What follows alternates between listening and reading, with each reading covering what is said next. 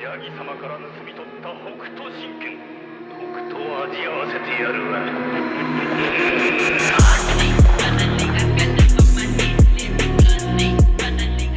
Hey everybody, welcome to the video. My name is Peter and today I bring you some more gameplay footage from Holy Paladin on the Dragonflight beta, this time playing on Court of Stars on a plus 15 level with Fortify and Thundering. So Court of Stars is once again coming back to the dungeon rotation for Dragonflight Season 1. We've had plenty of Court of Stars with Legion Time Walking. It was also in the Great Push, I believe, or MDI, some of those things. I didn't really follow it through, but yep. It's gonna be back once again. We've played plenty of this dungeon, we know it quite well, and it is here to stay. Now we are playing it with Fortified, so this first part of the dungeon is, I would say, the hardest one for sure. I played this dungeon like 3 or 4 times and I was bugging it, so people were really just running into it and pulling a lot of stuff, mainly ninja pulling. It's a bit of a chaotic dungeon, but you know, we've already played it plenty of times. If you know what's going on here, you will pretty soon know what to pull and what not to pull. But yeah, I'm just approaching it from a bugging point of view in beta. It was very hard to get this dungeon to go right. In fact, there was plenty of wipes and deaths in this dungeon still, but yeah. I do quite like Court of Stars. We are playing once again a melee build. I'm running the same build that I was playing on the previous video, so if you want to watch a more in-detail explanation on the build, I'll have a link, or there's going to be a card up there somewhere, so you can go ahead and watch that. But the build will also be down in the description. There's going to be a link to WoWHead, so if you want to be going through the build yourself, there's going to be a WoWHead talent calculator tool link, so you can go ahead and do that. And there's also going to be a string, so you can import the build directly to your game, so you can simply copy it. And the build is really nothing special, just a normal melee build for Holy Paladin, trying, but we're running with a lot of the Martyr. That's pretty much the only thing that maybe I would consider pointing out. The rest is pretty much what I would consider, for the most part, quite standard. But regardless, talents in Dragonflight are not meant to be set in stone by any means. The whole idea of talents really is to be switching whenever you are going into a dungeon where you don't really need one thing and you'd rather pick something else. That's the point. There's going to be a lot of switching and matching depending on what you are really going to be facing. So yes, a lot of versatility getting into Dragonflight, something that I actually really want to be experimenting with, especially after Shadowlands, where the builds were pretty much non-existent. It was all about just picking the same set of talents, and that was pretty much about it. The main thing to change was Covenants at some point when you were allowed to, and then Legendaries. But yeah, for Mythic Plus there was not really a lot of build diversity. So as we are looking through the dungeon, I mentioned it's we're taking it safe this time around. We're doing it pretty slowly, so might be a little bit boring to watch. I mean, looking back at it, it was not the most exciting dungeon ever, but you'd rather play it safe in these sort of dungeons than wipe to just overpulling. And there's a lot of stuff that you can overpull in this dungeon. There's a lot of patrols, a lot of little things that might pull some of the mobs. There's the guards or the sentries that will ring the alarm, so you need to focus them. And yeah, a lot of stuff that just goes wrong pretty easily in this sort of dungeon. And yeah, I do quite enjoy it. I mean, there's a lot of potential here for big AoE pulls that I quite enjoy. But I was looking at some video today that I kind of found interesting. It was you know, Growl or Jammy TV, this YouTuber. He did some sort of a tier list for Mythic Plus for every single healer, and he was pointing out, well, Holy Paladin ended up being in the top 3. He was the 3rd best healer for Mythic Plus, and you know, I haven't really had time to play with any other specs. I've only really been able to play Holy Paladin in the beta, and you know, I think it's quite a fair assessment. Like, right now, Resto Druid seems to just be in a pretty good spot, dealing a lot of damage, mainly coming from Sunfire and also Moonfire. Really doesn't really have to go too much into Cat Weaving or even in Moonkin form, whatever you choose to pick. And it just seems to have a pretty good profile for healing as always, so if we are talking straight up what the meta could potentially be for Mythic Plus in Season 1 of Dragonflight, I mean, that's really hard to say right now. There's a lot of factors that are going to come into play, but Holy Paladin might not be up there. Once again, it seems to be falling into that spot, that 3rd spot, I would say. Before, it was somehow behind the Holy Priests in Season 3 and 4, also behind Shamans. Now it just might as well fit in the same spot behind Resto Druids and now Evokers as well. Evokers seem to also be doing quite a fair bit of good damage, as well as have a decent kit for healing, pretty strong heals for kind of a 5-man content Mythic Plus. So they are looking pretty strong. If you are enjoying or looking to get into something new in Dragonflight, Evoker would definitely be a very good pick. Of course, it's going to be 1,000 Evokers, so you will be just one more of them. It's always... I never really was attracted to the idea of playing a hero class or rerolling to the flavor of the month for that same reason, but regardless, they look to be quite strong, and they might get nerfed over the expansion. As usual with the hero classes, they start up being very strong, and over time they just get toned down because, you know, the idea for a new class is for people to want to play it. So if they start being quite bad, you know, people are not really gonna be re-rolling to it or coming to it. So yep, it is quite strong. They have pretty good damage. Their healing profile seems to be pretty decently strong. At least in Mythic Plus. They do have quite an easy rotation, I've heard. I don't know, go ahead and watch the Growl video. I'm not gonna be copying the entire thing he said. I just found it pretty interesting. I think you should go ahead and watch it. I mean, tier lists are never something that you should take as, you know, set in stone. It's always something more of an analysis, and I think that video did quite a good work at analyzing things that I did personally not know, so... Just looking at what he said about Holy Paladin, I mean, it is pretty true that we lack in the AoE healing department. As Holy Paladins right now, we do have access to Divine Toll, but more than ever, we are reliant on having Wings up. Now, Wings they're still nerfed off of 9.2 when they removed Wings rank 3, so our Wings are now only 20% increased healing and damage done. And then we are also talenting into Might, so we, of course, get 20% increased critical strike as well. But...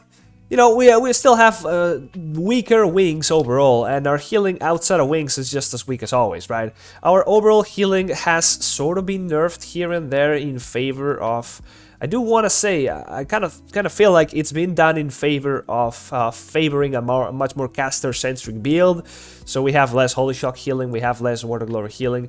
It might be confusing some of these nerfs, but there's been quite a lot of nerfs amongst our usual top spells, in terms of HPS as well as in terms of damage in some regards. But that's really been affecting Mythic Plus quite heavily, and we've never really been the strongest healer when it comes to pure HPS in Mythic Plus.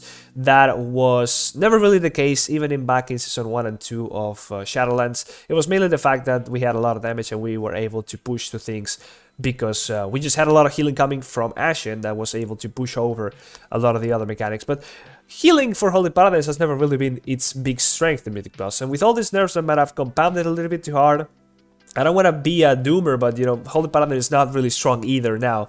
If you compare it to Season 3 and 4 of Shadowlands, you know, the reason why Holy Priest was so strong was not just because of PI and because they were able to bring a lot of damage with Kyrian or whatnot. They still had a lot of healing, and that was the main reason why they were brought so much, is because they provided the safest and strongest healer while also being extremely easy to play and then having other things on top, right? But Holy Paladin, once again, we always have the things on top, we always have the utility. Like, for example, look at this fight right now. We're able to freedom ourselves, dispel somebody. You know, everybody has their life made easier by a Holy Paladin in their Mythic Plus group. But when the numbers are not quite there, that's when we just fall out of favor. Now, that doesn't mean that Holy Paladin is still... It's unplayable, of course not. I'm saying Holy Paladin was regarded as top 3 or one of the top healers getting into Dragonflight by probably most people, I would say, myself included. But, yeah, I don't think it's going to be the absolute best. If you're looking to just play the most meta healer, you're not really wanting to put time into something that you're gonna have to re-roll off of. And I know right now and nowadays, for the most part, at least in Shadowlands, people really just cared about flavor of the month. You could see that as soon as Holy Paladin fell out of favor in the Mythic Plus meta, the amount of people playing it was just absolutely, like, it shifted massively. Of course, in the top echelon, it was much more of a thing, people switching mains so they could actually push the highest keys. Now, that's not the focus of most people, but still, a lot of people follow through that kind of shift in the meta. And still, I think Holy Paladin will be able to do just fine in most scenarios in Mythic Plus, but once again, it will probably fall into a position like it's done in Season 3 and Season 4 of Shadowlands, where we just won't have exactly the best of the best. And you gotta realize, Resto Druid got this buff, Mark of the Wild. They give 3% burst to everybody in the group. And that's a lot of errors. That's pretty much, as once again Growl or Yami TV said, it's comparable to a PI, because you just have 3% more damage and reduce damage taken, right? Burst.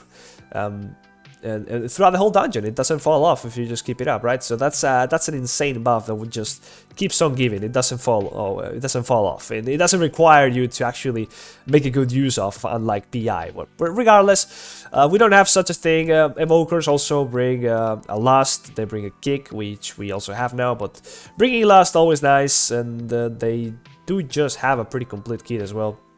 They have some weird ass buff where they increase the duration of stuns. I don't know. I think that's alright. Could be potentially useful to Mythic Plus. But regardless, yep, it's gonna be a matter of numbers. It's gonna be more than ever a matter of numbers, and we'll see about that. But yeah, once again, let's just, like, I don't know, assess a little bit of the dungeon here. We kind of we didn't really have the profession set up. So if you might remember, in Court of Stars there's a bunch of items, and you can click on the items, and then after you click on the items, you get a buff, or you also change a little bit of how the dungeon is going to be played. So in the case of the first boss we just fought, you might remember that there's a flask in the middle of the fountain, and you can click this flask, and then that makes it so that when the boss gets to 20% HP, he just instantly dies. Now, I don't know if that's because we did not have an alchemist, or we lacked the right profession for that effect to actually happen, but whenever we click the flask, at least when I did, it didn't actually do what I was meaning to do, which was poison the flask so the boss dies. But I kind of remember, I'm not sure if I'm tripping, but I kind of remember that at some point they made it so that anybody without having a profession or the right profession, they could activate the flask, so the boss would do that and die at 20%. Regardless, I don't think they changed that. I think it's just the fact that we don't have the right professions, and it's gonna be happening throughout the rest of the dungeon as well, where we're trying to activate the items, and at least I didn't have it set up. Of course, this is beta, but I do believe this is gonna still work the same way. You're able to pull the enforcers using some of the items, you're able to get some buffs using some of the other items. So this dungeon as a whole, it's kind of, I don't want to say RNG, because the position of the items sometimes changes, but also the position of the enforcers can change, which might make it a little bit easier, quicker, more annoying to deal with some of the packs that might be patrolling around, like these imps. Regardless, I think the dungeon is probably one of the better ones, honestly. I've always liked Court of Stars. It is decently fun, and I don't know. I don't think there's gonna be much issues with this dungeon being too difficult. The last boss will definitely, it's always been a little bit of an issue, right, with all the AoE healing. We'll look at that whenever we are approaching there, but yeah, the worst part of the dungeon, I believe, is these enforcers. Just having to kill them one by one always gets a little bit boring. Yeah, and having to line us out and all that, but that's just probably the worst part of the dungeon. I want to point out that we are trying once again a different trinket here, just for the sake of looking through them and maybe figuring out what might be interesting for us Holy Paladins in Dragonflight. In the previous video we were running with the PvP trinket, the insignia of alacrity, or whatever that's called. That's the one that gives you main stat and has a proc chance that's like about, and has a pretty good uptime, 40% uptime throughout the dungeon. Usually that's around the number you can expect. Also gives haste as a main stat, as a stat stick without the proc being needed. So that one was pretty good. I mean, that's always been a good trinket, but you need to PvP in order to be able to get it, right? So what's a very similar trinket? Well, that's the one we're using on this dungeon. That's the trinket that drops exactly from this dungeon. I think it's called Solemn Flask of Night or something like that. You'll have it on the screen, but you get a bunch of stacks of haste and they drop out over time, so you get a lot of haste initially and then it drops off. You'll see it in the dungeon. The uptime of this buff is way lower than the uptime of the PvP trinket. It kind of, even though you're getting more haste whenever you get the max stacks at the beginning of the proc, than if you are just getting the haste from the other PvP trinket. If you made the calculations and you just look at the uptime, it just doesn't add up. I do believe this trinket is not exactly that great. I did try it in Shadowlands. You were able to get it from Legion Time Walking. It didn't really feel like it was worth it, to be fair. Still, it's quite unclear to me if we will be able to be running a much more offensive trinket. we'll be able to afford getting some damage in there, because there's quite some interesting offensive trinkets that I believe could potentially do quite a lot. But we are still running with the this other trinket, which I forgot the name about, but you'll see it in the dungeon. This one that does some healing as well as some damage. I do believe that's quite an interesting contender. By the way, I'm gonna put down in the description, there's been Bulk, if you don't know who that is, this theory crafter for healers. He's also in the Paladin Discord. He's been doing some sort of ranking of the different trinkets we can get from dungeons in Dragonflight. It's quite interesting. He goes through, I do believe it's a he, whatever, analyzes what the trinkets do, of course, and also has a little bit of a discussion of why they're good, why they're bad, where they shine, where they're useful. There's an overall rank of what the trinket is, like A, B, C, D, or whatever. You know what I mean? It's a little bit of a tier list, so I know a lot of people use Question of the Epic for looking through the trinkets and which one is the best for Mythic Plus, for rating. They compare their gear there. I usually recommend doing that as well. It's one of the better assets we have as Holy Paladins. For this sort of matter. So if you are interested in that and already looking ahead into what the gearing could look like in Dragonflight, I'll leave the article down in the description. It's also part of Question of the Epic, so yeah, you could check that out. It's quite interesting. But yeah, we did have a little bit of an issue here in this dungeon where we did wipe a couple times, so I've been cropping that off. You will be able to see the whole thing without the disasters happening. But there's a lot of some changes in the tuning of this dungeon, namely this mob right here. He applies a debuff that expires after a couple seconds. You can also dispel it. Once again, a double dispel, but it doesn't seem to be doing damage. I don't really know. It doesn't do ticking damage. It does ticking damage, right? So once again, double dispel could come in handy here, but it does AoE damage to whoever is close to like AoE around them right when you dispel a debuff. So a little bit annoying for melee players here, but regardless, it's been nerfed, so that damage is a little bit lower now. And we do ninja pull this guy a little bit, but regardless, the next boss coming up, I do quite believe it's not gonna be too hard. I mean, there's always been an easy boss because it's just pure AoE healing, and I always liked it because it is simple and you just kind of test yourself purely in the numbers department. And we'll get into it in a moment, but yeah, that's really not changed much. We're just getting into it, and it's simply just keeping everybody up AoE healing and not stepping on the sword list. Quite an interesting boss, but I'm not really having much to say here until I kind of remember something, so I'm gonna skip ahead. Hope you guys enjoyed the video for a little while. I'll see you in a moment.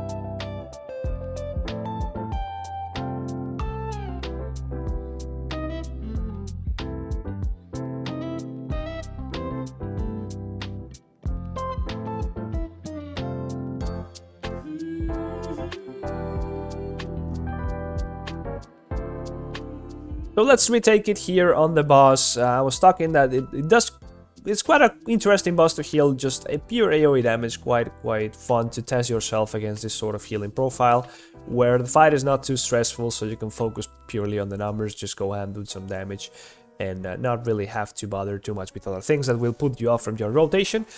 And I don't know, I've probably, there's always been this sort of discussion whenever a new expansion or some sort of tuning has happened. And, you know, Beacon of Virtue could potentially become a thing in Mythic Plus. Are people thinking that it could be something that is interesting to offset the lack of AoE healing that we Holy Paladins seem to have right now? As always, we never really had it too much. But having lost Vanquisher's Hammer has been quite a big hit for Holy Paladins. And, you know, we did use it a lot in order to just provide a lot of AoE healing. We used to be melee, right? We used to sometimes use the whatever legendary extended our range of Lighted to 40 yards, and that's now gone. So how do we offset that? Of course we have Divine Toll, but that's not really near enough to just make up for that huge loss of wings uptime first and foremost, and also just having access to that much extra healing from the Vanquisher's Hammer. So how are we able to offset that? Well, maybe Beacon of Virtue. Then you think maybe that could potentially make it. I doubt that we will really ever rely on Beacon of Virtue fully in Mythic Plus. I don't see a world where you can give up beaconing the tank, unless you have a situation like in Shadowlands Season 4, where Blood Death Knight was so strong that you could maybe make out without having to use it on him, on the Blood Death Knight. That could be a situation, but that would really mean that the tanks are OP once again. And for the most part, every other tank is not really that self-sufficient. That was quite an interesting situation with Blood Death Knights. They should have been nerfed in my opinion, but regardless, in any other case, your tank not having a beacon is something that will definitely make their life a lot harder, make them require a lot more direct healing. So even if Beacon of Virtue could be a way of making your life a lot easier in lower keys, where the tank healing could potentially not be that big of a deal, you could just make up or just get by with a little bit of sprinkling healing into the tank. As soon as you go a little bit higher and the tank starts getting smacked, yeah, you're gonna have an issue keeping up the tank, and that's not really something you can afford in Mythic Plus. As soon as the tank dies, you're over. You can always try and make up from somewhere else. In terms of looking for some AoE healing for the rest of the party. Yeah, that's a big problem. I know a lot of people always ask me, what about Beacon of Virtue? Is Beacon of Virtue strong here? Why not play it? And I just don't see that. You know, can you really get away without having that beacon and that permanent beacon on the tank? And I don't really think so, but you never know, really. Now there's this guy, the Temporal Attendant. This is the version of every single affix for a while now, where you can, as soon as you deplete the key, which we clearly did, you can go ahead and reset your lust, and also go ahead and repair as well. I think it might also expire after a couple of resets. You cannot really be resetting forever, I believe, but regardless. We go here onto the last boss, and I am playing on very low graphic settings because I'm playing on my shitty laptop, so I'm not able to see some things on the ground. Namely, I mean, you can see them, but it's really hard to see. It's like very dim. That mechanic where there's like some sort of lines in the ground, and you gotta kind of avoid them, otherwise you almost get killed. Yeah, I can pretty much not see that, but there's also this issue that I just realized with storming, where if somebody dies and storming was already on them, the buff will still be on them, so you gotta go to the corpse and clear the buff. Otherwise, I mean, depending on how many people get the debuff still, but you gotta still go to the corpse, right? So that's a bit of an issue. I mean, you kind of rely on having, you might need to rely, excuse me, on that person having the debuff in order for the whole thing to actually work and not have a situation where you cannot clear, but that could definitely cause a lot of issues, and I don't know. I think the whole idea of the Thundering affix this is gonna be a big boring fiasco, but regardless, yeah, I'm not too big of a fan of that sort of affix. Now, this fight is quite hard, to be fair. I mean, this is one of the places where you can say, I mean, Holy Paladin doesn't have the best AoE healing. Now, Not to say I was playing this properly, not in a country mile, but you know, you gotta be ready for this sort of AoE, and that's pretty much all there is about it. You can always have some pre-heals going on, and then as soon as that hits, you might have a holy light going through. But there's a lot of healing happening here, for example. And as you can see, I was pretty late there with a big cast, which you should never have done. But if you don't really heal through the entire duration of that cast, you're pretty much dead, just like that guy right there. But yeah, that's what I mean. Holy Paladin doesn't have the best profile for this sort of very high AoE healing. We have pretty reactive healing, as of course, with Divine Toll and always being able to use our Aura Mastery. But that always comes with the skill of planning ahead. Not Divine Toll, you can always just press Divine Toll after the fact. But there's a skill of planning ahead, and that pretty much always plays into... By the way, yeah, you could never see that beam right there in the ground for some reason, but yeah, that's what I was talking in low graphic settings. But Holy Paladin might be in a spot where the low numbers that we just have make it a little bit harder to play. Holy Paladin has never really been too hard of a healer to play, but might have been a situation where that skill ceiling... might be raised a little bit. Now here we look at the details breakdown. You can see our damage consecration on top. Holy Shock doing a lot of damage because we were able to afford a lot of offensive Divine Tolls, and that is the Burning Embers. That is a trinket that I was talking about before. We've been running the trinket for a long time. It does provide a little bit of healing and damage as well as healing, as you can see here on the healing. It did do a fair amount. Of course, our healing here is always going to be mainly coming from Word of Glory. We are not really using Latadon. We could spec into a build that uses that a lot more heavily. And here we're gonna see the buff uptime of the flask, the solemnity buff right there. You can see it's about 17.6. I'm sorry, but the quality, yeah, it's 17.6. The quality of my graphics is terrible, but that's the trinket that we were talking about. It's not really too great, but regardless, hope you enjoyed the video, and I'll see you on the next one. Bye bye.